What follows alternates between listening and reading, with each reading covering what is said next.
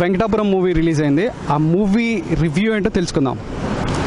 Venkatapuram movie కథ విషయానికి వస్తే, రాహుల్ ఆనంద్ అనే పాత్రలో నటించాడు.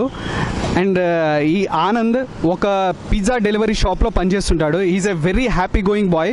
అయితే ఒకనొక టైంలో తనకు చైత్ర అంటే మన హీరోయిన్ పరిచయం అవుతుంది. ఆ హీరోయిన్ ఆ పరిచయం కాస్త ప్రేమగా మారిద్ది. ఆ తర్వాత కొన్ని రోజుల తర్వాత సడన్గా చైత్ర మర్డర్ అవుతుంది. ఆ మర్డర్లో ఆనంద్ ఇన్వాల్వ్ అవుతాడని కేసు ఫైల్ అవుతుంది. సో అసలు చైత్రాని ఎవరు మర్డర్ చేశారు, ఎందుకు మర్డర్ చేశారు, అసలు ఆనంద్ని ఎందుకు ఇన్వాల్వ్ చేశారు, సో ఈ మర్డర్ నుంచి ఆనంద్ ఎలా బయటపడ్డాడు అనేది స్టోరీ. వెంకటాపురం మూవీ హైలైట్స్ విషయానికి వస్తే, అండ్ మూవీ బ్యాక్గ్రౌండ్ మ్యూజిక్ కానీ, సాంగ్స్ కానీ, అండ్ స్టోరీ కానీ, ఇవన్నీ హైలైట్స్ అని చెప్పవచ్చు. అండ్ ఆర్టిస్ట్ పర్ఫార్మెన్స్ విషయానికి వస్తే, మనకు తెలుసు హ్యాపీ డేస్ మూవీలో మైక్ టైసన్ గా రాహుల్ అందరినీ మెప్పించాడు.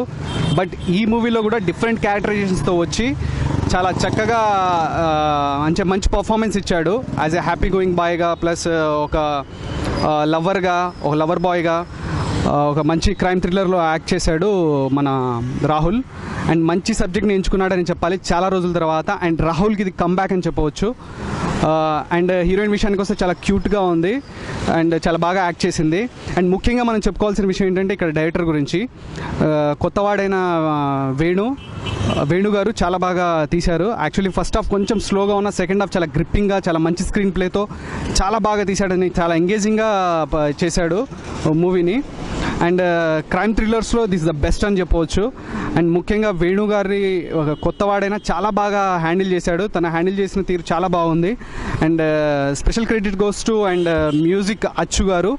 అండ్ స్పెషల్లీ బ్యాక్గ్రౌండ్ మ్యూజిక్ చాలా బాగుంది. సినిమాటోగ్రఫీ కూడా చాలా బాగుంది. అండ్ ఇక ఓవరాల్గా మూవీ ఫస్ట్ హాఫ్ కొంచెం స్లోగా ఉన్న, సెకండ్ హాఫ్ చాలా బాగుంది. అండ్ ఇక మూవీ రేటింగ్ విషయానికి వస్తే 3 ఇవ్వచ్చు out of 5. This is weekend review.